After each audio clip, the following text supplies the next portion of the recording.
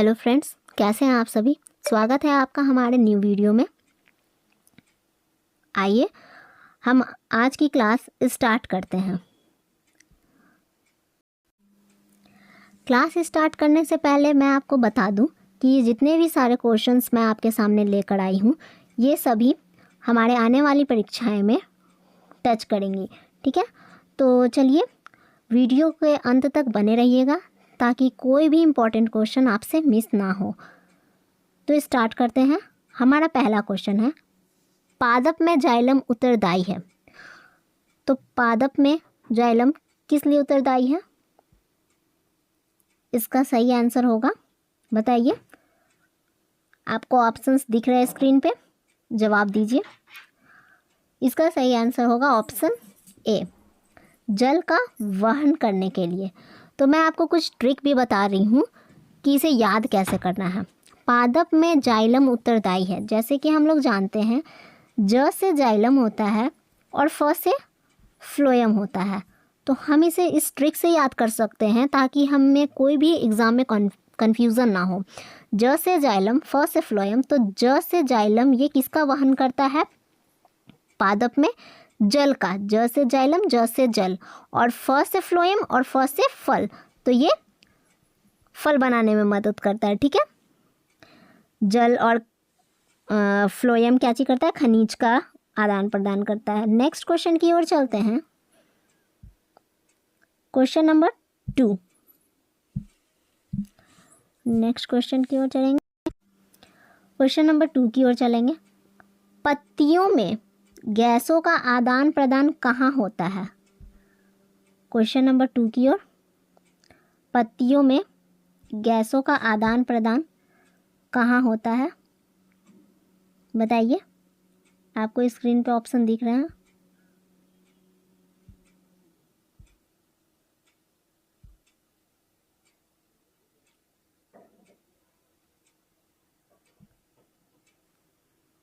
तो पत्तियों में गैसों का आदान प्रदान रंध्र के द्वारा होता है। किसके द्वारा?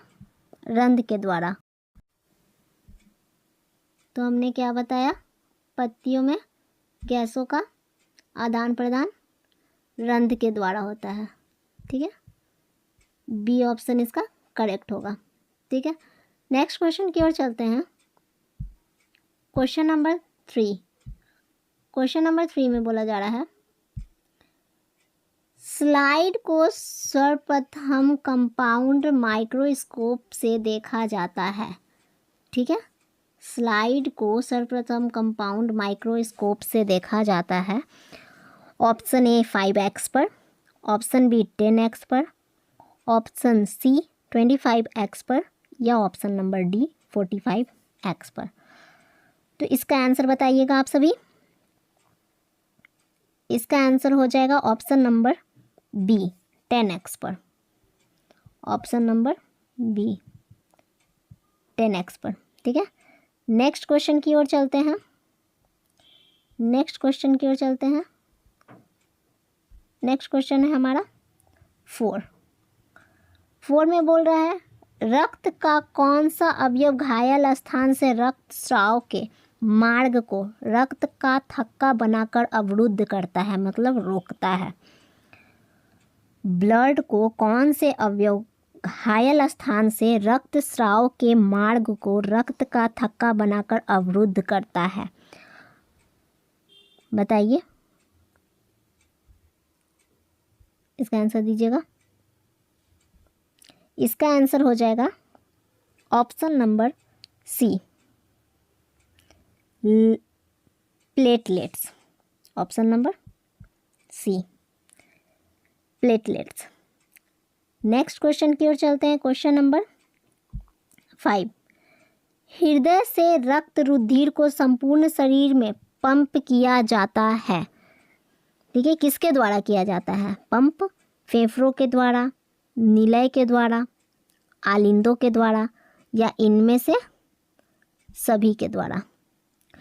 तो क्वेश्चन नंबर 5 का आंसर हो जाएगा, आप लोग फटाफट से आंसर दीजिएगा क्योंकि हम इसमें सारे चैप्टर्स को कवर करने वाले हैं इस वीडियो में। तो हमारे सपोर्ट में बने रहिए और वीडियो को अंत तक ज़रूर देखिएगा। और वीडियो को ज़्यादा से ज़्यादा शेयर कीजिएगा ताकि आपके दोस्त को भी, आपके फ्रेंड्स को भी इसका लाभ मिल सके। ठीक है, तो 5 का आंसर हो जाएगा ऑप्शन नंबर बी, निलय द्वारा। ठीक है, आगे चलते हैं 6 नंबर की ओर। ईसीजी का पूरा नाम क्या है? ईसीजी का पूरा नाम लिखिए। तो ईसीजी का, अगर आप लोग पढ़े होंगे, अभी से पढ़ रहे होंगे, तो आपको ईसीजी का पूरा नाम पता होना चाहिए। चलिए जवाब दीजिए फटाफट से, कमेंट में करके बताइए क्या होगा। चलिए मैं बता देती हूँ, ईसीजी का फुल फॉर्म क्या होता है? इलेक्ट्रोकार्डियोग्राफ। तो देखिए ये किस ऑप्शन में है? इलेक्ट्रोकार्डियोग्राफ बी ऑप्शन में है। B is the right answer. Next question की ओर चलेंगे। क्वेश्चन नंबर 7 में बोल रहा है मैग्नीशियम पाया जाता है। तो मैग्नीशियम किसमें पाया जाता है? मैग्नीशियम किस में पाया जाता है?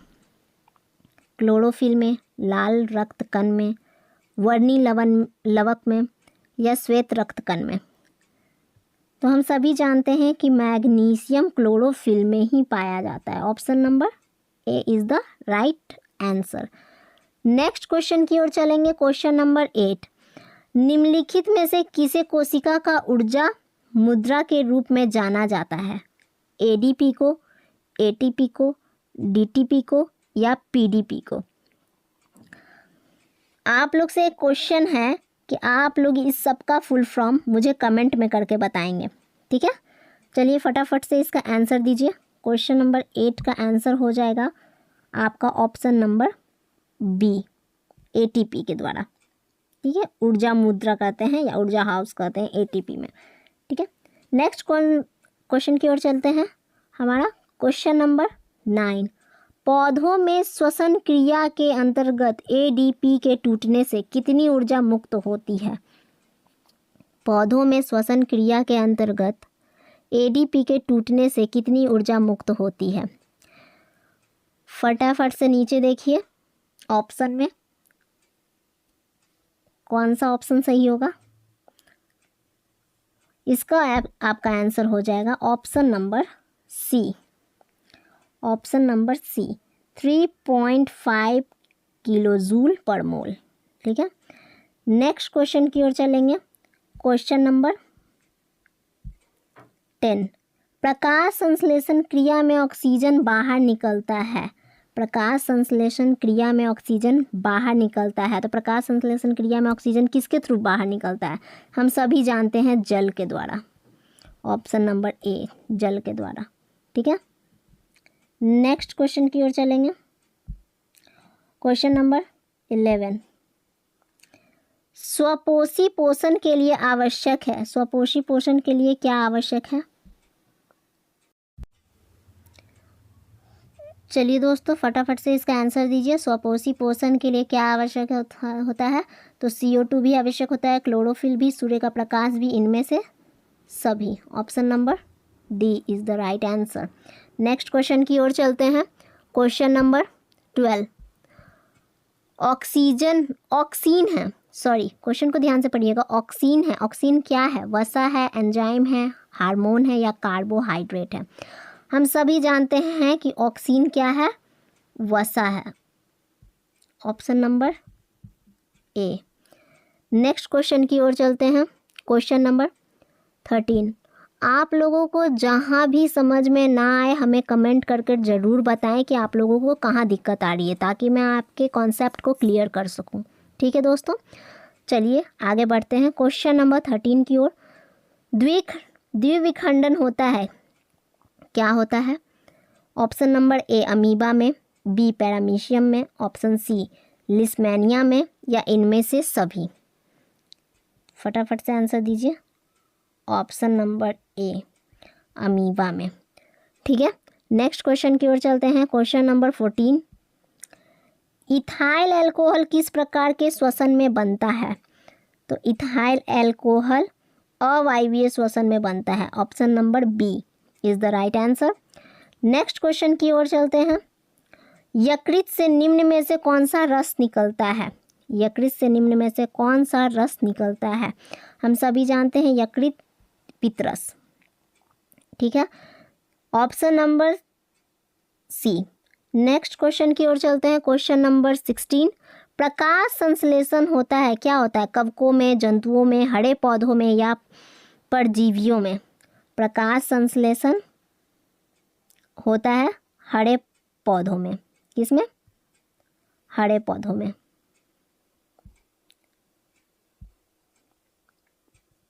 हरे पौधों में। ठीक है, नेक्स्ट क्वेश्चन की ओर चलते हैं। क्वेश्चन नंबर 17, हरे पौधे कहलाते हैं, हरे पौधे क्या कहलाते हैं? हरे पौधे कहलाते हैं ऑप्शन नंबर ए उत्पादक। जो हम लोगों को कुछ देते हैं, खुद बनाकर सबको देते हैं, वो क्या कहलाते हैं? उत्पादक कहलाते हैं। ठीक है, वो किसी पे निर्भर नहीं रहते हैं। नेक्स्ट क्वेश्चन की ओर चलेंगे। क्वेश्चन नंबर 18, इनमें सामान्यतः किसका उपयोग कोशिका द्वारा ऊर्जा उत्पादन के लिए होता है? बताइए, इनमें सामान्यतः किसका उपयोग कोशिका द्वारा ऊर्जा उत्पादन के लिए होता है? इसका आंसर होगा ऑप्शन नंबर सी।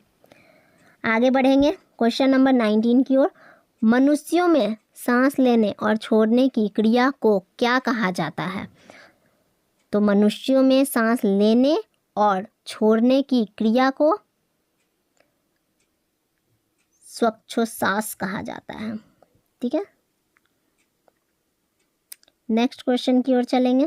क्वेश्चन नंबर 20, निश्वास द्वारा निकली वायु में रहती है, क्या रहती है? सब जानते हैं, CO2 कार्बन डाइऑक्साइड हम लोग छोड़ते हैं। Option number A. Next question की ओर चलेंगे। क्वेश्चन नंबर 21, प्रकृति में ऑक्सीजन का संतुलन कैसे बना रहता है? प्रकृति में ऑक्सीजन का संतुलन प्रकाश संश्लेषण के द्वारा बना रहता है। ठीक है, नेक्स्ट क्वेश्चन की ओर चलेंगे। क्वेश्चन नंबर 22, रक्त इनमें किसकी उपस्थिति के कारण लाल दिखता है? हम लोग सभी जानते हैं, इसका आंसर सभी को आना चाहिए, हीमोग्लोबिन। फटाफट से आंसर देंगे, हमारे पास ज़्यादा टाइम नहीं है। ठीक है, 23, इनमें कौन प्रकाश संश्लेषी अंगक हैं? इनमें कौन प्रकाश संश्लेषी अंगक हैं? तो हरित लवक प्रकाश संश्लेषण करते हैं। ऑप्शन नंबर ए। ठीक है, नेक्स्ट चलेंगे क्वेश्चन नंबर 24 की ओर। 24 में बोल रहा है वायुमंडल में CO गैस की उपस्थिति है कितना? CO2 गैस की उपस्थिति कितना % है? सी 0.03%। ठीक है, सी। नेक्स्ट चलेंगे 25 की ओर। ग्रहणी भाग है, किसका भाग है? ग्रहणी किसका भाग है? तो ग्रहणी छोटी आंत का भाग है। किसका भाग है? छोटी आंत का। ठीक है, नेक्स्ट क्वेश्चन की ओर चलेंगे। 26, हरे पौधों में पोषण की विधि कहलाती है? तो हरे पौधों में पोषण की विधि स्वपोषण कहलाती है। क्या कहलाती है? स्वपोषण। ठीक है, जो वो लोग खुद से बनाते हैं उसको स्वपोषण कहते हैं, जो दूसरों पर निर्भर रहते हैं उसे परपोषी कहते हैं या परपोषण कहते हैं। नेक्स्ट 27, अमीबा है। अमीबा क्या है? अमीबा प्राणी संभोजी है। अमीबा क्या है? प्राणी संभोजी है। नेक्स्ट 28, लार में कौन सा एंजाइम पाया जाता है? क्वेश्चन रिपीट कर रहे हैं, लार में कौन सा एंजाइम पाया जाता है? तो हम सभी जानते हैं एमाइलेज जो एंजाइम होता है वो लार में पाया जाता है। ठीक है, option number C is the right answer. Next question की ओर चलेंगे। क्वेश्चन नंबर 29, वसा का पाचन किसके द्वारा होता है? वसा का पाचन किसके द्वारा होता है? वसा का पाचन लाइपेज द्वारा होता है। Option number D is the right answer. चलिए फटाफट आगे बढ़ते हैं क्वेश्चन नंबर 30 की ओर। मनुष्य में पाचन क्रिया कहाँ आरंभ होती है? मनुष्य में पाचन क्रिया कहाँ आरंभ होती है? मलाशय में, अग्नाशय में, मुख में या ग्रहणी में? तो हम सभी जानते हैं मुख में होती है। जो नहीं जानते हैं वो अच्छे से पढ़िए, ध्यान से पढ़िए, ताकि आपसे एक भी क्वेश्चन नहीं छूटे और अंत में ज़रूर बताइएगा कि आपने कितने क्वेश्चन सही किए।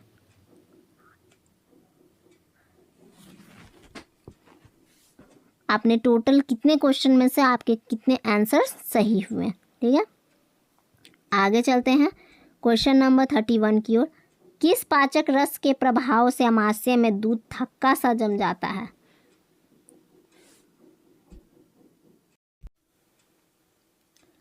इसका आंसर हो जाएगा option number C, pepsin. Next चलते हैं आगे 32 क्वेश्चन की ओर।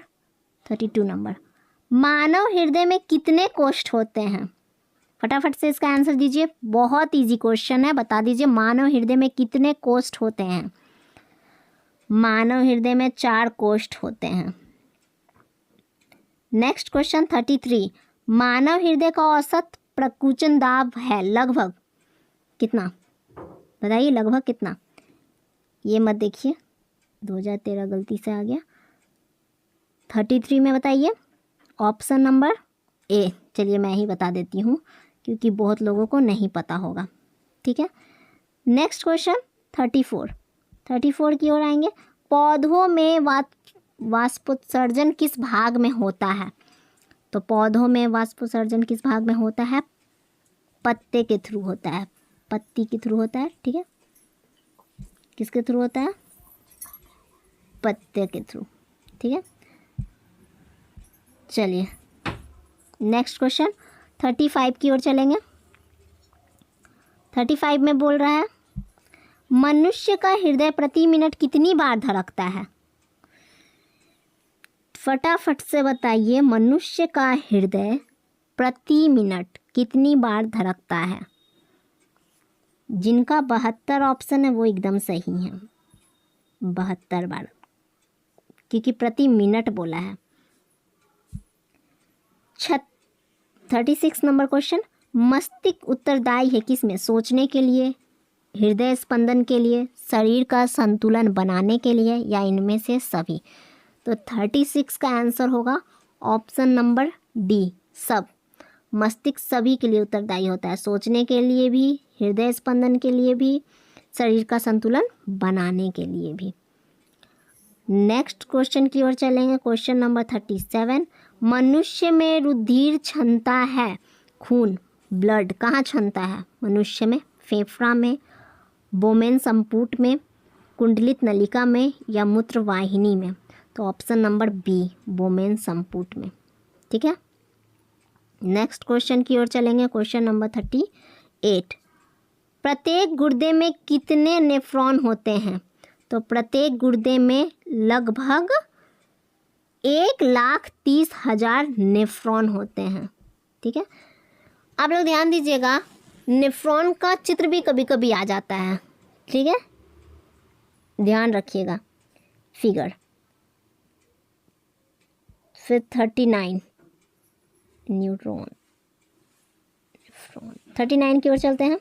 पादप अपशिष्ट संचित रहते हैं किसमें? पत्तियों में, छाल में, कोशिकीय रिक्तिकाओं में, या इनमें से सभी? इन सभी में। किस में रहते हैं? तो इन सब में रहते हैं, पत्तियों में भी रहते हैं, छाल में भी रहते हैं, कोशिकीय रिक्तिकाओं में भी रहते हैं, पादप अपशिष्ट संचित रहते हैं। नेक्स्ट क्वेश्चन 40 नंबर, मनुष्य में कौन उत्सर्जी अंग नहीं है? 40 नंबर, मनुष्य में कौन उत्सर्जी अंग नहीं है? तो अग्नाशय उत्सर्जी अंग नहीं है। 41 की ओर चलेंगे। डायलिसिस मशीन द्वारा रक्त के शुद्धिकरण की प्रक्रिया कहलाती है, क्या कहलाती है? हीमोडायलिसिस। हीमोडायलिसिस कैसे याद रखेंगे फ्रेंड्स? तो हीमोडायलिसिस इस तरह याद रखेंगे, क्योंकि रक्त में क्या पाया जाता है? हीमोग्लोबिन। तो वो किसको शुद्ध करेगा? हीमोग्लोबिन को। तो हीमोडायलिसिस इस टाइप से आप याद रख सकते हैं, ठीक है। आगे चलेंगे क्वेश्चन नंबर 42 की ओर। सामान्यतः ग्लोमेरुलर फिल्ट्रेट में निम्नांकित में कौन उपस्थित नहीं होता है? ध्यान से क्वेश्चन को पढ़िएगा, इसमें नहीं पूछा है तो आपको निगेटिव ही मानना है, ठीक है। तो 42 का आंसर हो जाएगा albumin, D is the right answer. Next question की ओर चलते हैं। क्वेश्चन नंबर 43 में क्या बोल रहा है? जीवों के शरीर से उपापचयी क्रियाओं के फलस्वरूप उत्पन्न अपशिष्ट पदार्थों का निष्कासन कहलाता है श्वसन, उत्सर्जन, पोषण या परिवहन? श्वसन तो होगा नहीं फ्रेंड्स, क्योंकि श्वसन सांस लेने में उत्तरदायी होता है। तो इसका क्या हो जाएगा? उत्सर्जन।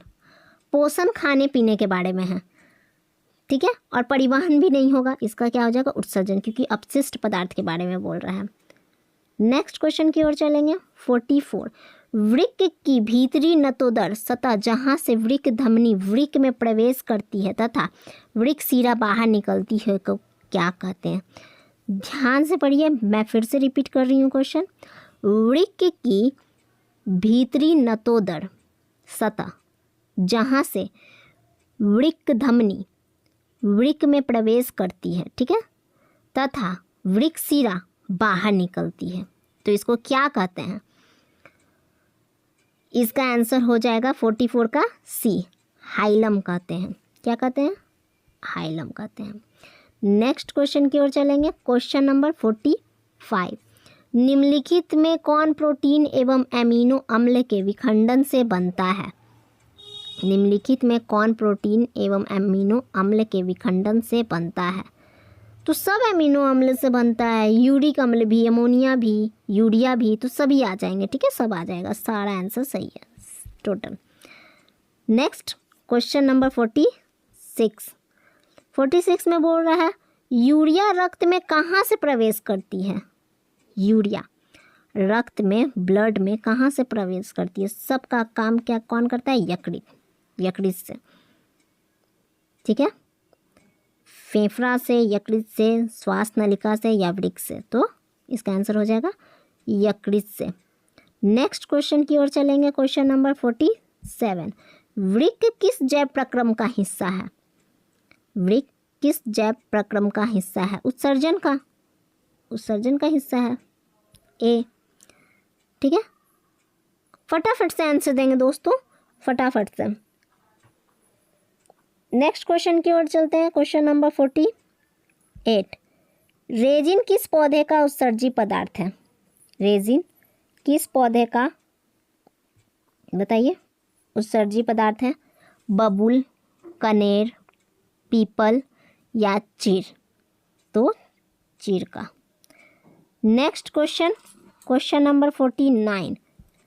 पादप अपशिष्ट संचित रहते हैं, अपशिष्ट पत्तियों में छाल, ये अभी हम लोगों ने, अगर आपने वीडियो को अच्छे से देखा होगा तो हमने ये क्वेश्चन रिपीट किया है, ठीक है, पीछे भी ये क्वेश्चन मैं करवा चुकी हूँ। इसका आंसर क्या होगा? सभी में, ठीक है। नेक्स्ट क्वेश्चन की ओर चलते हैं, क्वेश्चन नंबर 50। मनुष्य में वृक्क संबंधित है, वृक्क किस चीज़ से संबंधित है? तो वृक्क उत्सर्जन से, बार बार हम लोग इस चीज़ को लगा रहे हैं, वृक्क उत्सर्जन से संबंधित है। अगर आप ध्यान से वीडियो को देख रहे होंगे तो आपको पता चलेगा कि क्वेश्चन रिपीट कर रहा है, क्वेश्चन को घुमा फिरा कर पूछा जा रहा है, ऑप्शन में आपका एक ही चीज़ आ रहा है, ठीक है। तो ध्यान से बने रहिएगा मेरे साथ वीडियो के अंत तक। नेक्स्ट क्वेश्चन की ओर चलते हैं, क्वेश्चन नंबर 51। निम्न में कौन उत्सर्जी अंग है? बताइए। अब भी हम लोगों ने पढ़ा था किसके बारे में, कि वृक्क क्या का काम करता है? उत्सर्जी अंग का काम करता है। देखिए क्वेश्चन को किस तरह घुमाया गया है, और यहाँ क्या क्वेश्चन पूछ रहा है, कौन उत्सर्जी अंग है? अभी हम लोगों ने पढ़ा था ऑप्शन ए, ठीक है। अभी भी किसी बच्चे का अगर गलत आंसर आ रहा है तो मैं उनको बोलूँगी कि आप ध्यान से पढ़िए दोस्तों, ऐसे काम नहीं चलेगा। आपका 10th बोर्ड है, आप लोगों को अच्छे नंबरों से पास करना है, ठीक है, तो ध्यान से पढ़िए। नेक्स्ट क्वेश्चन की ओर चलेंगे, 52। किस ग्रंथि के कारण त्वचा एक उत्सर्जी अंग है? किस ग्रंथि के कारण? तो 52 का आंसर हो जाएगा, बताइए, स्वेद, दुग्ध, श्लेष्म या स्नेह, तो स्वेद, option number A. Next question की ओर चलते हैं, क्वेश्चन नंबर 53।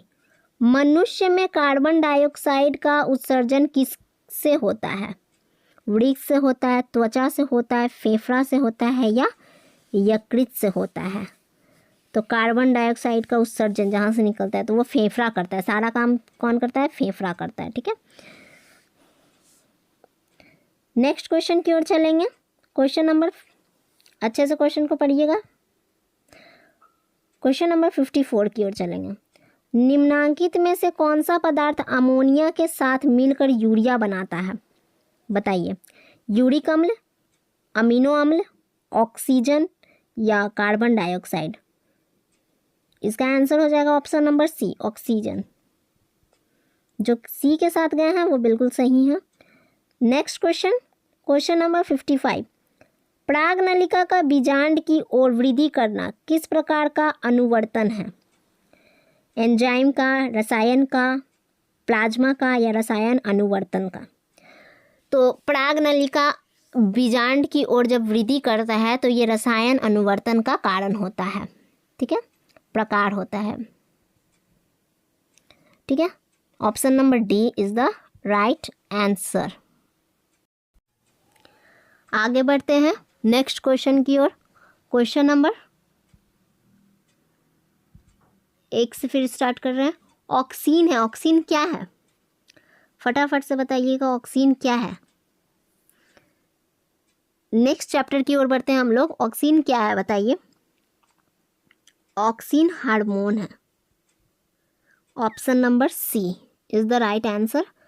नेक्स्ट क्वेश्चन की ओर चलते हैं। मस्तिष्क में विभिन्न सूचनाएं किस रूप में संचित होती है? चेतना के रूप में, आवेग के रूप में, उद्दीपन के रूप में या संवेदना के रूप में? मस्तिष्क में विभिन्न सूचनाएं किस रूप में संचित होती है? कोई भी सूचना हुआ वो मस्तिष्क में किस तरह, किस नाम से या किस जगह? तो उद्दीपन के जगह, ठीक है, उद्दीपन बोलेंगे। राइट आंसर क्या होगा? सी।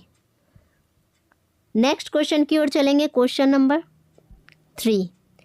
रक्षी कोशिकाएं पाई जाती है, किस में पाई जाती है रक्षी कोशिकाएं? जड़ में, पत्तियों में, फूलों में या फलों में? तो रक्षी कोशिकाएं पत्तियों में पाई जाती है। Option number B. आगे बढ़ते हैं।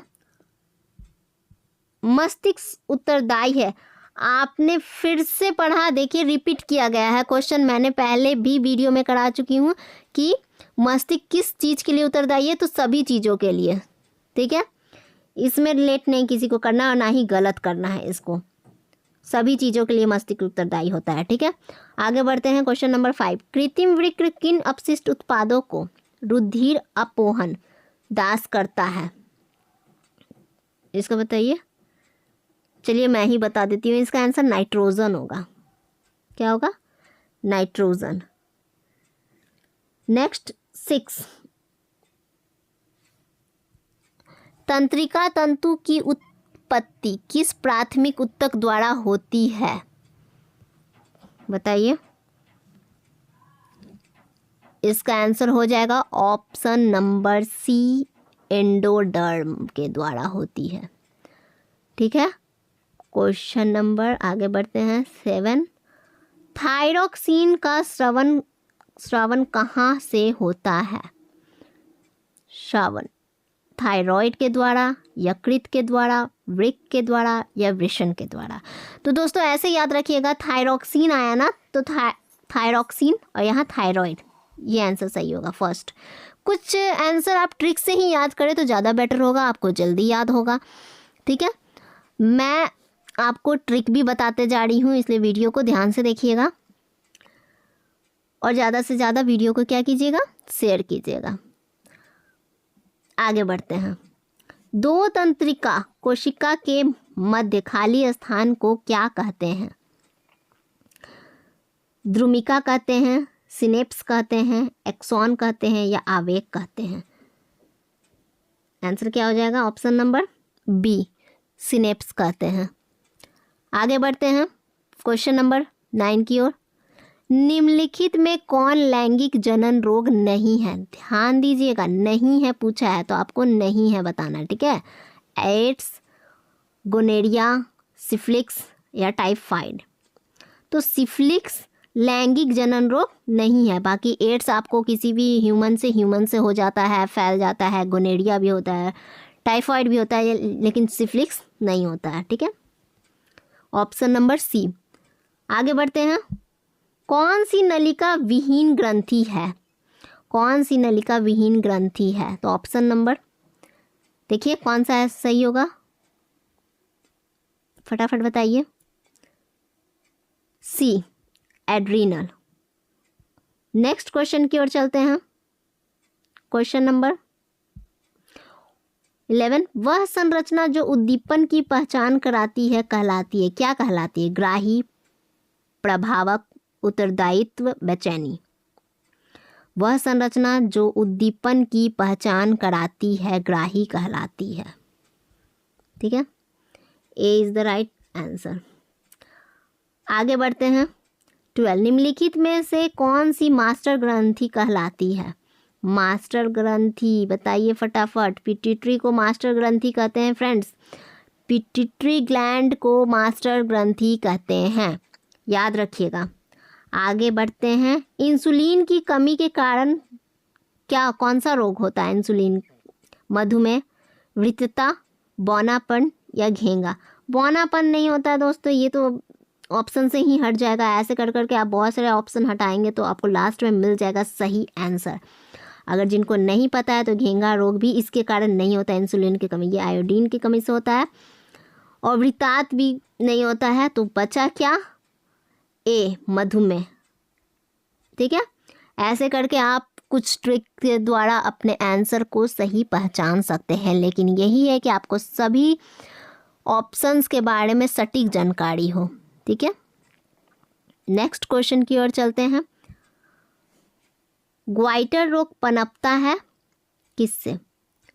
ग्वाइटर रोग पनपता है चीनी की कमी से, आयोडीन की कमी से, रक्त की कमी से या मोटापा से? आयोडीन की कमी से।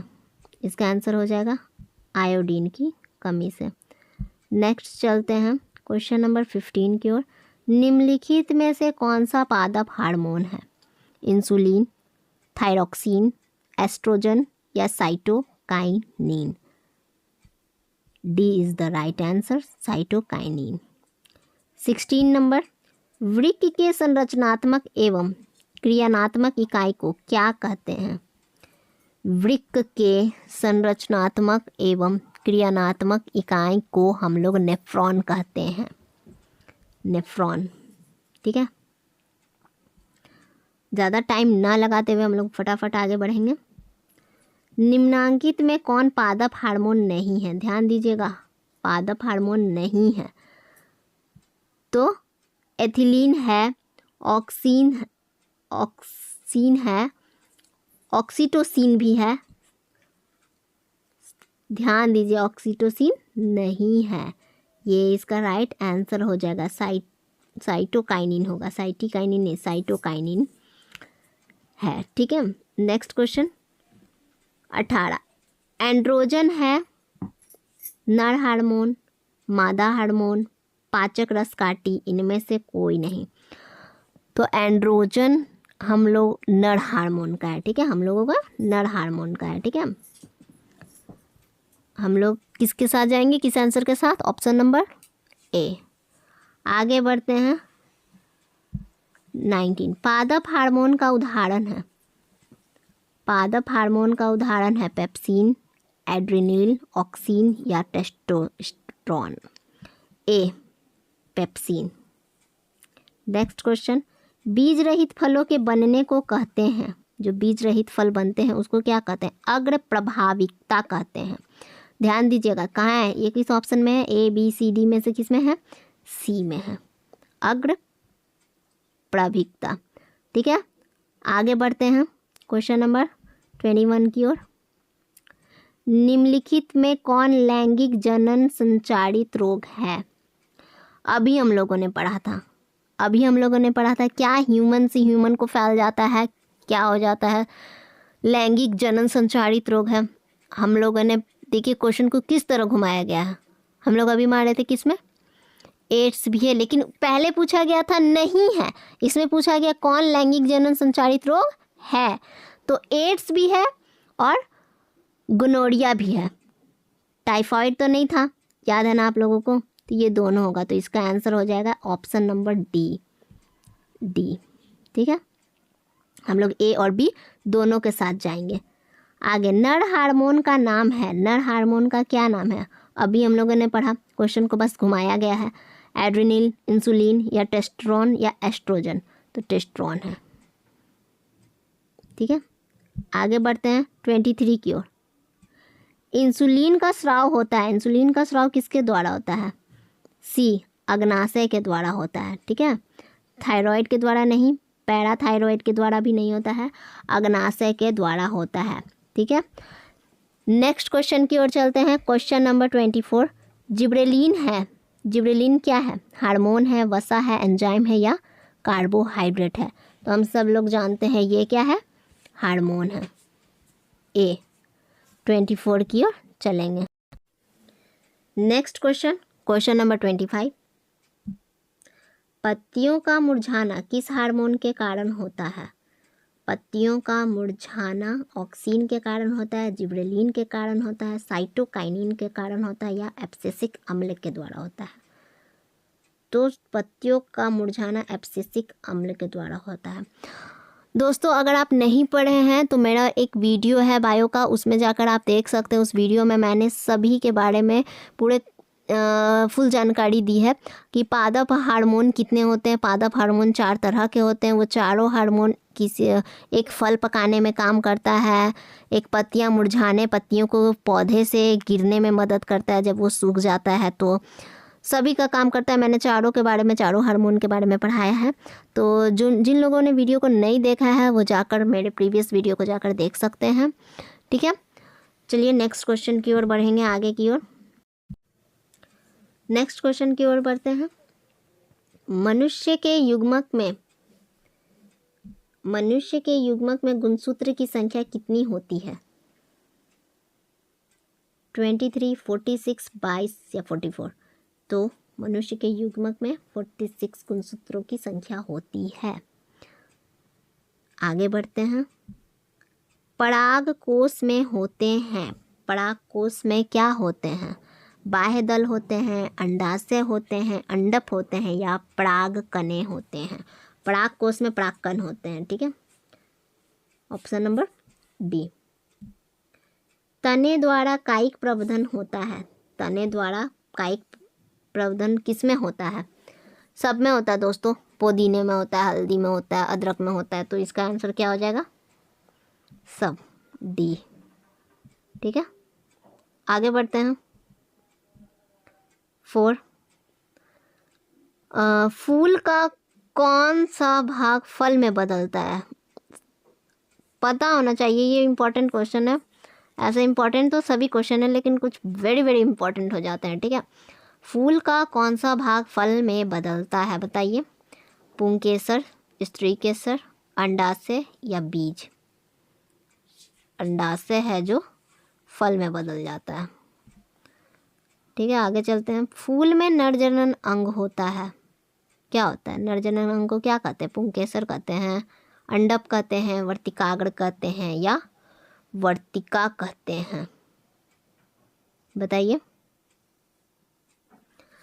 फूल में नर जनन अंग होता है, नर जनन अंग जो होता है उसको क्या कहते हैं? पुंकेसर कहते हैं दोस्तों, पुंकेसर। आगे बढ़ते हैं। एक लिंगी पादप का उदाहरण है, एक लिंगी पादप का उदाहरण है सरसों, पपीता, उड़हुल या मटर?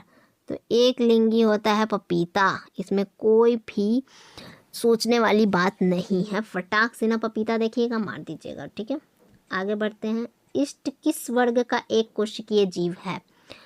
इष्ट किस वर्ग का है? इष्ट कवक का है, याद रखिएगा, इष्ट कवक का है,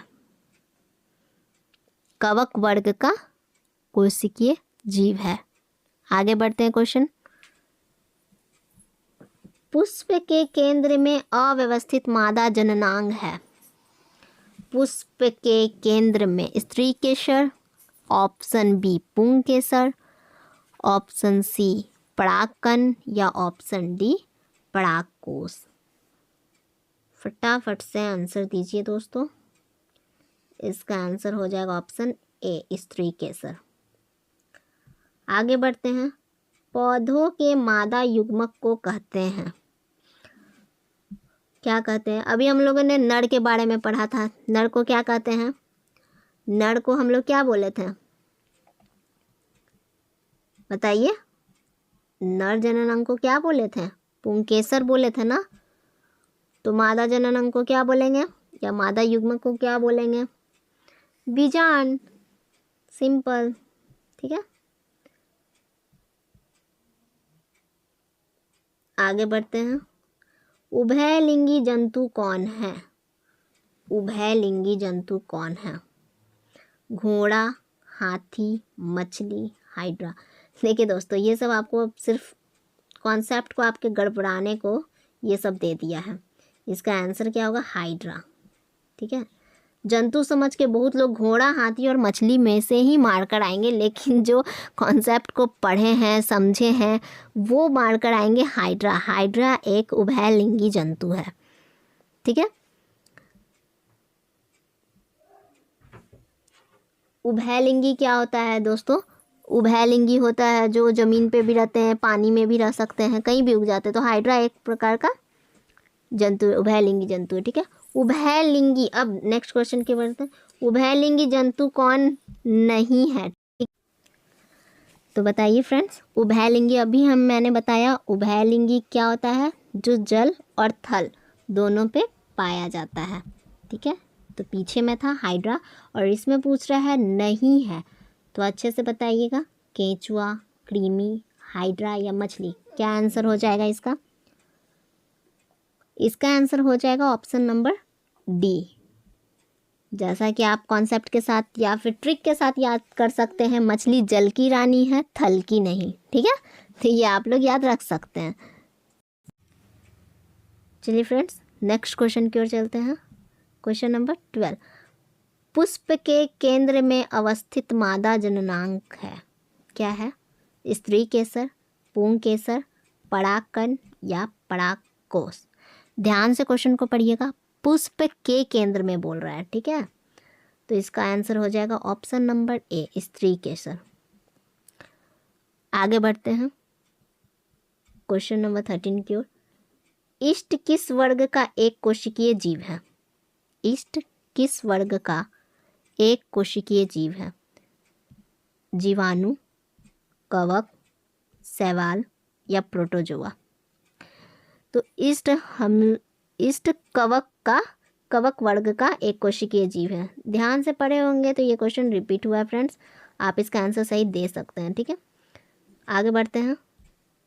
उभयलिंगी जीव है, उभयलिंगी जीव है केंचुआ, मछली, शेर, बकरी। अभी मैंने उभयलिंगी का कॉन्सेप्ट बताया था, क्या होगा इसका आंसर फटाफट से दीजिए।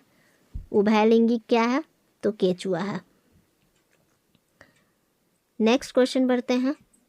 उड़हुल या अड़हल, कुछ भी बोल सकते हैं। उड़हुल किस प्रकार का फूल है? द्विलिंगी है, एक लिंगी है, दोनों है या कोई नहीं है? तो उड़हुल ही एक ऐसा पुष्प है जो द्विलिंगी है। ठीक है, नेक्स्ट क्वेश्चन की ओर चलते हैं। फूल में नर प्रजनन अंग होता है, क्या होता है? फूल में नर प्रजनन अंग होता है पुंकेसर। हम लोगों ने अभी पढ़ा था, जिसका अभी भी आंसर गलत आ रहा है, मैं यही कहूँगी कि आप अपने कॉन्सेप्ट को क्लियर कीजिए। अभी भी समय है, टाइम है, आप अच्छे से पढ़िए, ध्यान से पढ़िए, पूरे बुक को अच्छे से पढ़िए। ठीक है, नहीं तो हमारी वीडियो देखिए शुरू से लेकर अंत तक, तो आपके कॉन्सेप्ट क्लियर हो जाएंगे। आगे बढ़ते हैं। निम्नलिखित में से कौन एक उभयलिंगी जंतु है? उभयलिंगी अभी मैंने फिर बताया था, देखिए फिर क्वेश्चन आया रिपीट होकर। ठीक है, उभयलिंगी में,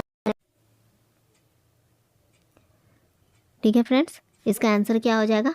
केंचुआ। आगे बढ़ते हैं क्वेश्चन नंबर 18 की ओर। नर युग्मक एवं मादा युग्मक के संगलन को कहते हैं, क्या कहते हैं? निषेचन कहते हैं, अंकुरन कहते हैं, परागकण कहते हैं या किण्वन कहते हैं? इसका आंसर हो जाएगा निषेचन कहते हैं। आगे बढ़ते हैं नेक्स्ट क्वेश्चन की ओर। मनुष्य में कितने जोड़े गुणसूत्र पाए जाते हैं? ये तो सभी को पता होना चाहिए, 23 जोड़े गुणसूत्र पाए जाते हैं, ये सभी के मुंह पर होना चाहिए जवाब कि 23 जोड़े होते हैं। आगे बढ़ते हैं। परागकोश में पाया जाता है, परागकोश में क्या पाया जाता है? मैंने अभी बताया था परागकोश में परागकण पाया जाता है। पीछे के क्वेश्चन में ध्यान से पढ़े होंगे तो देखे होंगे कि मैंने ये क्वेश्चन फिर से पढ़ाया है। आगे बढ़ते हैं। अंडाणु किसमें निषेचित होता है? योनि में, गर्भाशय में, फैलोपियन नलिका में या अंडाशय में? तो इसमें क्या होगा? अंडाणु किस में निषेचित होता है? तो अंडाणु गर्भाशय में निषेचित होता है। ठीक है, आगे बढ़ते हैं क्वेश्चन नंबर 22 की ओर। इनमें कौन अलैंगिक जनन की विधि है? विखंडन, मुकुलन, द्विविखंडन या ये सभी? तो फ्रेंड्स ये सभी होगा इसका आंसर। सभी अलैंगिक जनन की विधि हैं। ठीक है, नेक्स्ट क्वेश्चन की ओर चलते हैं। Question number 23। एक लिंगी पुष्प का उदाहरण है पपीता, सरसों, उड़हुल या इनमें से कोई नहीं? एक लिंगी, उड़हुल तो द्विलिंगी था ना, बताइए फटाफट। उड़हुल तो द्विलिंगी था, पपीता था एक लिंगी। ठीक है, आगे बढ़ते हैं 24 की ओर। मानव मादा के जनन तंत्र का भाग नहीं है, तो कौन सा नहीं है? शुक्रवाहिका नहीं है। ठीक है, नेक्स्ट क्वेश्चन 25। फूल का सबसे बाहरी भाग है, फूल का सबसे बाहरी भाग क्या कहलाता है? पंखुड़ियाँ, अंकुड़ियाँ, पुंकेसर या स्त्री केसर? तो अंकुड़ियाँ। ठीक है, आगे बढ़ते हैं नेक्स्ट क्वेश्चन की ओर। शुक्राणु बनता है, शुक्राणु किससे बनता है? वृषण में, अंडाशय में, गर्भाशय में जाना या मूत्राशय में? तो इसका सही आंसर हो जाएगा वृषण में। हाइड्रा प्रजनन किस विधि से होता है? द्विखंडन, मुकुलन, लैंगिक जनन या इनमें से कोई नहीं? तो हाइड्रा प्रजनन मुकुलन के द्वारा होता है। ठीक है, आगे मुकुलन द्वारा प्रजनन किसमें होता है? अमीबा में, ईस्ट में, मलेरिया परजीवी में या पैरामीशियम में? इसका सही आंसर हो जाएगा option number B. Next question की ओर चलते हैं। अंडाणु निषेचित होता है किसमें? योनि से, गर्भाशय से, फैलोपियन नलिका से या अंडाशय से? इसका आंसर हो जाएगा ऑप्शन नंबर सी, फैलोपियन नलिका से। ठीक है, आगे बढ़ते हैं नेक्स्ट क्वेश्चन। पुष्पीय पौधों में लैंगिक जनन किसके द्वारा होता है? पत्तियों द्वारा, तने द्वारा, फलों द्वारा या बीज द्वारा? तो पत्तियों द्वारा तो होता नहीं है फ्रेंड्स, तने द्वारा भी नहीं होता है, तो ये फूलों द्वारा होता है। ठीक है, बीज द्वारा भी नहीं होता है। किसके द्वारा होता है? सी, फूलों द्वारा। नेक्स्ट क्वेश्चन की ओर चलेंगे। Question number 31। पुष्पीय पौधों में लैंगिक जनन होता है किसके द्वारा होता है? अभी हम लोगों ने पढ़ा था फूलों के द्वारा। ये फूलों नहीं, ये इसको सुधार लीजिएगा, फूलों के द्वारा। ठीक है, ये वाला बी, फूलों के द्वारा, इसको सुधार लीजिएगा। ठीक है, फूलों के द्वारा। नेक्स्ट आगे बढ़ते हैं 32 की ओर। निम्न में से कौन मानव में मादा जनन तंत्र भाग नहीं है? नहीं है पूछ रहा है, तो बताइएगा। मादा जनन, मादा मतलब फीमेल, फीमेल नहीं है पूछ रहा है। शुक्रवाहिका ये तो मेल में पाया जाता है फ्रेंड्स। ठीक है, तो ये आंसर हो जाएगा ऑप्शन नंबर सी। अलैंगिक जनन मुकुलन द्वारा होता है, फिर से आया, अमीबा, ईस्ट, प्लाज्मोडियम या लेशमानिया? तो ईस्ट के द्वारा होता है। किसके द्वारा? ईस्ट के द्वारा। आगे गुणसूत्र कहाँ पाए जाते हैं? गुणसूत्र कहाँ पाए जाते हैं? तो गुणसूत्र केंद्रक में पाए जाते हैं। ये तो सबसे इजी क्वेश्चन था। आगे की ओर बढ़ते हैं। द्विविखंडन होता है, द्विविखंडन कहाँ होता है? अमीबा में होता है, पैरामीशियम में, लिस्मेनिया में होता है या इनमें से सभी में होता है? तो द्विविखंडन अमीबा में होता है। ठीक है, निम्नलिखित में नर युग्मक कौन है? नर युग्मक कौन है? योनि नर युग्मक है, योनि नर युग्मक है। ठीक है, option number C. Next question की ओर बढ़ेंगे। Question number 37।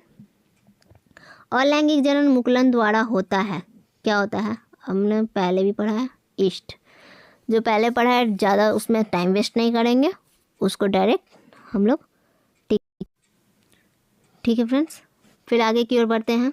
नेक्स्ट फिर एक से स्टार्ट करते हैं। मानव शरीर के किसी सामान्य कोशिका में गुणसूत्रों के कितने युग्मक होते हैं? बताइए 23। कितने होते हैं? 23। नेक्स्ट क्वेश्चन, आगे बढ़ेंगे। मेंडल ने मटर के पौधों में किन विभिन्न विकल्पीय लक्षणों को चयनित किया था? फ्रेंड्स, आप देख सकते हैं वीडियो भले ही थोड़ा लंबा जाए लेकिन मैंने सारे चैप्टर को कवर करने की कोशिश की है, ठीक है? तो आप लोग बोर ना होइए, अच्छे से पढ़िए, आपकी यही मेहनत 10th में रंग लाएगी, ठीक है? तो हमारे साथ वीडियो में अंत तक ज़रूर बने रहिएगा। सेकंड नंबर का आंसर बताइए। बी, गोल होता है। मेंडल ने मटर के पौधों में किन विभिन्न विकल्पीय लक्षणों को चयनित किया था? लंबा, गोल, चिपटा या इनमें से कोई नहीं? तो कोई नहीं तो नहीं, ऐसा नहीं किया था, गोल को किया था। पुरुषों में कौन सा लिंग गुणसूत्र होता है? ये तो इजी क्वेश्चन है ना फ्रेंड्स, आप लोग बता सकते हैं ना। पुरुषों में XY दोनों गुणसूत्र पाया जाता है। सभी के आंसर इसमें सही होने चाहिए, ठीक है? नेक्स्ट, स्त्रियों में कौन से लिंग गुणसूत्र होते हैं? तो स्त्रियों में तो सिर्फ XX होता है। जो आंसर को हम लोग जान रहे हैं, जिस कॉन्सेप्ट को हम लोग जान रहे हैं, उसमें हम लोग ज़्यादा दिमाग नहीं लगाएंगे, ठीक है? उसको टिक करते जाएंगे। आगे चलते हैं। 5, कीटों के पंख और चमगादड़ के पंख किस तरह के अंग हैं? इंपॉर्टेंट क्वेश्चन है फ्रेंड्स, ध्यान से पढ़िएगा। संवृत्तीय अंग है। क्या है? क्वेश्चन नंबर 5 का सी आंसर, संवृत्तीय अंग है, ठीक है? आगे बढ़ते हैं। प्राकृतिक चयन का सिद्धांत किसने दिया है? प्राकृतिक चयन का सिद्धांत किसने दिया? लेमार्क, अरस्तु, डार्विन या Spencer? Option number C, Darwin ने दिया है। आगे बढ़ते हैं। द ऑरिजिन ऑफ स्पेसीज नामक पुस्तक किसने लिखी? The origin of species Darwin ने लिखी, ओपेरिन ने लिखी, लेमार्क ने लिखी या कोई नहीं? कोई नहीं तो होगा नहीं, ये तीन में से कोई एक ही होगा, ठीक है? कोई नहीं जब भी ऑप्शन में आए ना फ्रेंड्स, तो वो एकदम मत मारिए, वो बहुत ही रेयर आंसर होता है, ठीक है दोस्तों? वो बहुत रेयर आंसर होता है। तो आप ज़्यादा से ज़्यादा कोशिश कीजिए कि जो 3 ऑप्शंस आपको दिए गए हैं उसी में से टिक आउट कीजिएगा। आगे बढ़ते हैं। उड़हुल किस प्रकार का फूल है? हमने बताया था, पिछले चैप्टर में भी हमने पढ़ाया, द्विलिंगी। आगे देख रहे हैं ना फ्रेंड्स, एक ही क्वेश्चन को कितनी बार रिपीट किया गया है, ठीक है? तो आप लोग घबराइए नहीं, आप लोग को इस वीडियो को बस देख जाइए, आप लोग का 10th एग्ज़ाम ऑब्जेक्टिव बहुत ईजिली तरीके से निकल जाएगा और अच्छे मार्क्स भी आप लोग अचीव कर लीजिएगा, ठीक है? आगे बढ़ते हैं। किसी जीव की जीनी संरचना कहलाती है, क्या कहलाती है? जीन प्रारूप या जीनोटाइप कहलाती है। ज से जीनी, ज से जीन, फिर ये आंसर हो जाएगा इसका, ठीक है? आगे बढ़ते हैं। मेंडल ने अपने प्रयोग के लिए बगीचे में उगाए जाने वाले किस पौधों का चयन किया था? अभी हम लोगों ने पढ़ा था, मटर के पौधे का, ठीक है? साधारण मटर के पौधे का। उड़हुल का नहीं किया था, गुलाब नहीं किया था, सहतूत तो और नहीं, ये मटर ही देखकर सब आंसर मार दीजिएगा, मटर। जीव विज्ञान की वह शाखा जिसके अंतर्गत विभिन्नता तथा आनुवांशिकता का अध्ययन किया जाता है, क्या कहलाता है? जीवाश्म विज्ञान, भ्रूण विज्ञान, जीव विज्ञान या आनुवंशिकी? आनुवंशिकी। तो इसका आंसर भी यही होगा, ऑप्शन नंबर डी। आगे क्वेश्चन की ओर बढ़ेंगे, क्वेश्चन को ध्यान से पढ़िएगा। क्वेश्चन नंबर 12, अफ्रीकी मानव का सबसे निकट संबंध है चिंपैंजी से, गोरिल्ला से, बंदर से या गिलहरी से? बताइए फटाफट से आंसर। इसका आंसर हो जाएगा ऑप्शन नंबर ए। नेक्स्ट बढ़ते हैं। प्लेनेरिया की आंखें कैसी होती है? बहुत साधारण होती है, संयुक्त होती है, हमारी आंखों की तरह या मेढक की आंखों की तरह? तो बहुत साधारण होती है, ठीक है? नेक्स्ट क्वेश्चन, गुणसूत्र बने होते हैं किससे? डीएनए के, प्रोटीन के, डीएनए तथा प्रोटीन दोनों के, या इनमें से कोई नहीं? ऑप्शन नंबर सी, डीएनए और प्रोटीन दोनों से बने होते हैं गुणसूत्र, ठीक है, ये दोनों। जीन शब्द किसने प्रस्तुत किया था? मेंडल ने, डार्विन ने, जॉनसन ने या लेमार्क ने? तो इसका सही आंसर हो जाएगा ऑप्शन नंबर सी, जॉनसन ने। आगे बढ़ते हैं। गुणसूत्र कहाँ पाए जाते हैं? गुणसूत्र कहाँ पाए जाते हैं? ये क्वेश्चन हमने पिछले वीडियो में की थी, इसी वीडियो में पीछे के क्वेश्चन में मैंने किया था, ठीक है, आप देख सकते हैं ध्यान से। केंद्रक में पाया जाता है। आगे, समजात अंगों के उदाहरण हैं हमारे हाथ तथा कुत्ते के अग्रपाद, हमारे दांत तथा हाथी के दांत, आलू एवं घास के ऊपरी भुस्ताड़ी या इनमें से सभी। हमारे हाथ तथा कुत्ते के आगे वाले हाथ की तरह, ठीक है। नेक्स्ट क्वेश्चन, निम्नलिखित में से कौन सा एक उभयलिंगी जंतु है? उभयलिंगी मैंने बताया था, जो जल में भी रहते हैं, जो थल में भी रहते हैं, ठीक है। और मछली जल की रानी है, थल की नहीं, ठीक है। शेर, बकरी, क्या होगा इसका आंसर? केंचुआ। ये जल में भी रहता है और थल पर भी रहता है।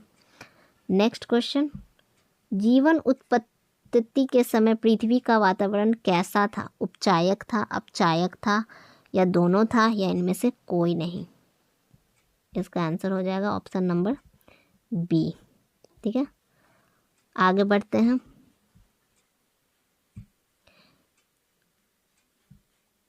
प्राकृतिक चुनाव द्वारा जीवों का विकास कहलाता है, क्या कहलाता है? डार्विनवाद कहलाता है। लमार्कवाद नहीं, डार्विनवाद कहलाता है, ठीक है। नेक्स्ट क्वेश्चन की ओर चलेंगे। निम्नांकित में से किसे आनुवंशिकी का पिता कहा जाता है? चार्ल्स डार्विन को, ग्रेगर जॉन मेंडल को, लेमार्क को या वाइसमैन को? बी, ग्रेगर जॉन मेंडल को। नेक्स्ट, उपार्जित लक्षणों का वंशागति सिद्धांत किसने प्रतिपादित किया था? लेमार्क ने, मेंडल ने, हेल्डेन ने या यूरे ने? तो लेमार्क ने, option number A. Next question की ओर चलेंगे। नेक्स्ट क्वेश्चन की ओर चलते हैं। क्वेश्चन नंबर 23, पक्षी एवं चमगादड़ के पंख निम्नलिखित में से किस प्रकार के अंग श्रेणी में आते हैं? अभी हम लोगों ने पढ़ा था, ठीक है। इसका आंसर हो जाएगा असमजात, बी, ठीक है। आगे बढ़ते हैं। निम्नलिखित में कौन स्त्रियों में पाया जाने वाला लिंग क्रोमोसोम का जोड़ा है? स्त्रियों में तो सिर्फ XX क्रोमोसोम ही पाया जाता है, हम सभी ने पढ़ा है और अभी हम लोग ने वीडियो में भी पढ़ा है, बुक में भी पढ़े हैं, ठीक है। 25 की ओर चलते हैं। मानव में ऑटोसोम की संख्या होती है 22 जोड़ी, 23 जोड़ी, 11 जोड़ी या 24 जोड़ी? इसका आंसर हो जाएगा ऑप्शन नंबर ए, ठीक है। आगे बढ़ते हैं। मनुष्य में लिंग निर्धारण करता है, मनुष्य में लिंग निर्धारण कौन करता है? ऑटोसोम, लिंग क्रोमोसोम या ए बी दोनों या इनमें से कोई नहीं? तो लिंग क्रोमोसोम करता है, ठीक है। इसका आंसर हो जाएगा लिंग क्रोमोसोम। आगे चलते हैं 27 की ओर। मानव युग्मक में गुणसूत्र की संख्या होती है, क्या होती है? मानव युग्मक में गुणसूत्र की संख्या हम लोगों ने पढ़ चुका है 23 जोड़ी, 23 गुणसूत्र होते हैं। आगे, मेंडल के एक संकरण प्रयोग के दौरान F पीढ़ी में लंबे एवं बौने पौधों का लक्षण प्रारूपी अनुपात फेनोटाइपिक रेशियो है, क्या है? बी, 3/1। आगे बढ़ते हैं फटाफट से। क्वेश्चन नंबर 29, मानव शरीर में लगभग कितने जीन होते हैं? तो मानव शरीर में लगभग 3000 से 4000 जीन होते हैं, ठीक है। ऑप्शन नंबर बी, ठीक है। आगे क्वेश्चन की ओर चलते हैं। क्वेश्चन नंबर 30, बच्चे के लिंग का निर्धारण किस गुणसूत्र पर निर्भर करता है? तो वाई गुणसूत्र पर निर्भर करता है, क्योंकि एक्स तो मेल के पास भी होता है और एक्स फीमेल के पास भी होता है। वाई ही सिर्फ ऐसा गुणसूत्र है जो मेल के पास होता है और फीमेल के पास तो डबल एक्स होता है। ठीक है, तो पिता के वाई गुणसूत्र पर, ऑप्शन नंबर सी। ठीक है, नेक्स्ट चलते हैं 31 की ओर। 32 वंशागत नियमों का प्रतिपादन किसने किया? जेसी बोस नहीं, ग्रेगर जॉन मेंडल। किसने किया? ग्रेगर जॉन मेंडल ने किया। नेक्स्ट क्वेश्चन, उस पौधे का नाम बताइए जिस पर मेंडल ने प्रयोग किए थे। मटर का पौधा अभी हमने बताया था, मेंडल ने मटर के पौधे को प्रयोग किया था, अभी मैंने बताया था। फटाफट से आगे बढ़ते जाइए। मेंडल के मटर कुल के पौधे पाइसम सेटिवम के कुल कितने जोड़े विकल्पी लक्षणों का अध्ययन किया? इसका आंसर हो जाएगा option number D, option number D. Next question की ओर चलते हैं। मेंडल ने अपने प्रयोग में किस पौधे का चयन किया था? फिर से वही आया है, एक क्वेश्चन को घुमा फिरा के रिपीट कर रहा है फ्रेंड्स, तो हम लोग इसमें टाइम वेस्ट क्या नहीं करेंगे, आगे बढ़ते हैं क्वेश्चन की ओर। 36, जीव विज्ञान की वह शाखा जिसमें जीवों के आनुवंशिकता एवं विभिन्नता का अध्ययन किया जाता है क्या कहलाता है? जेनेटिक्स, क्रम विकास, इकोलॉजी या हिस्टोलॉजी? तो जी से जीन और जी से जेनेटिक, आंसर हो जाएगा ए। ठीक है, option number A. Next question की ओर चलते हैं। निम्नलिखित में कौन एक भूमिगत जल का उदाहरण है? भूमिगत जल, नदी, कुआं, तालाब या समुद्र? कुआं, राइट आंसर हो जाएगा। ठीक है, नेक्स्ट, निम्न में से कौन एक जैविक प्रक्रम द्वारा अपघटित होने वाला पदार्थ है? फ्रेंड्स, चैनल को सब्सक्राइब जरूर कर दीजिएगा और हमारे साथ वीडियो में अंत तक जरूर बने रहिए ताकि आपका एक भी क्वेश्चन मिस ना हो। सेकंड का आंसर बताइए फटाफट से।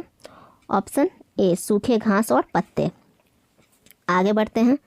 निम्नांकित में किसे आप उपभोक्ता की श्रेणी में रखेंगे?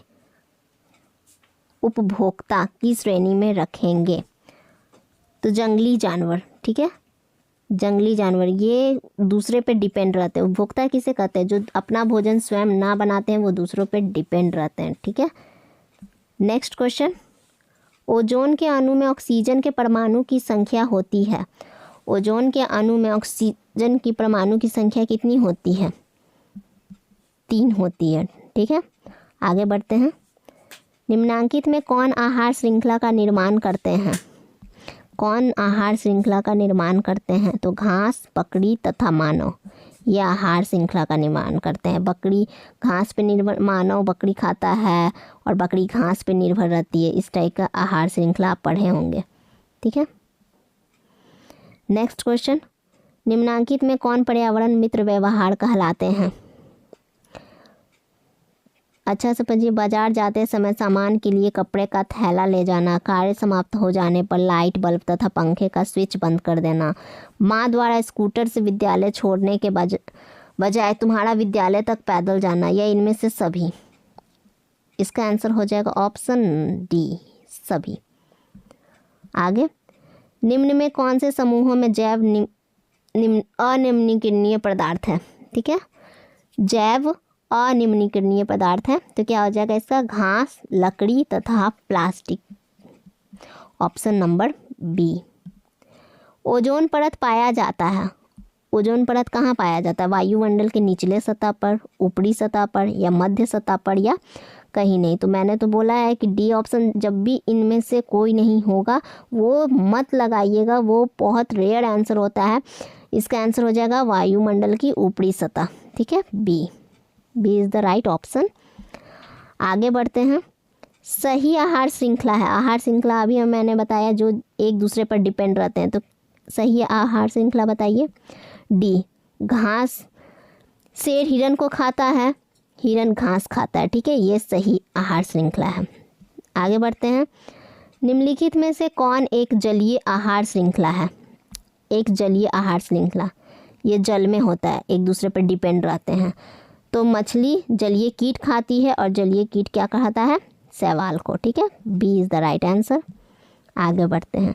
किसी पारिस्थितिक तंत्र में ऊर्जा को ग्रहण करने वाले होते हैं, क्या कहलाते हैं? उत्पादक कहलाते हैं। उपभोक्ता नहीं, अपघटनकर्ता नहीं, सूक्ष्मजीव भी नहीं, उत्पादक कहलाते हैं। निम्नलिखित में से कौन उत्पादक है? सर्प, मेढक, ग्रास ऑपर या घास? तो घास। ठीक है, नेक्स्ट। मैदानी पारिस्थितिक तंत्र में तृतीय उपभोक्ता है, क्या है? बताइए, फटाफट से आंसर दीजिए। मैदानी, डी, सर्प है। ठीक है, आगे बढ़ते हैं।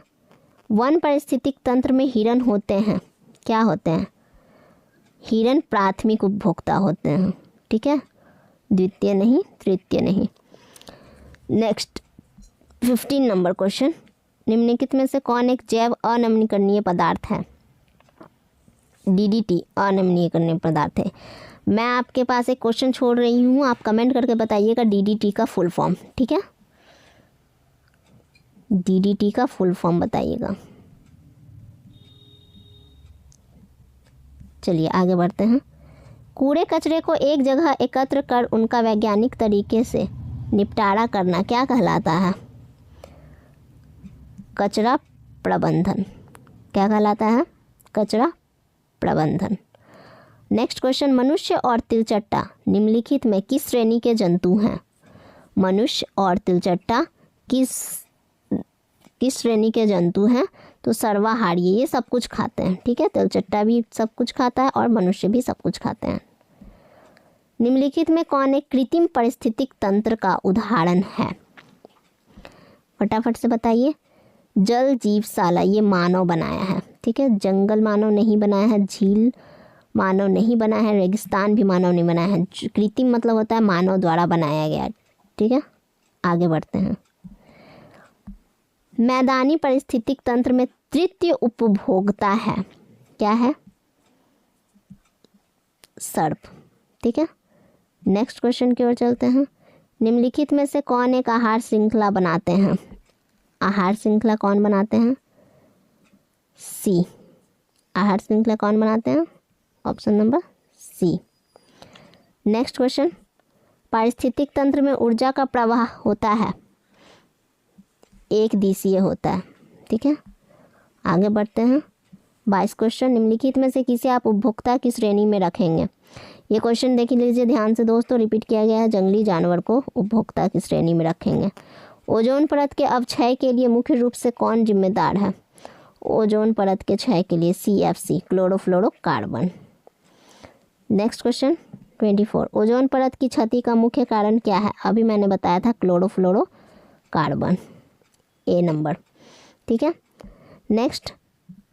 अमृता देवी विश्नोई पुरस्कार क्यों दिया जाता है? जीव संरक्षण के क्षेत्र की उत्कृष्ट सेवा के लिए, क्षेत्र में उत्कृष्ट सेवा के लिए। Next question.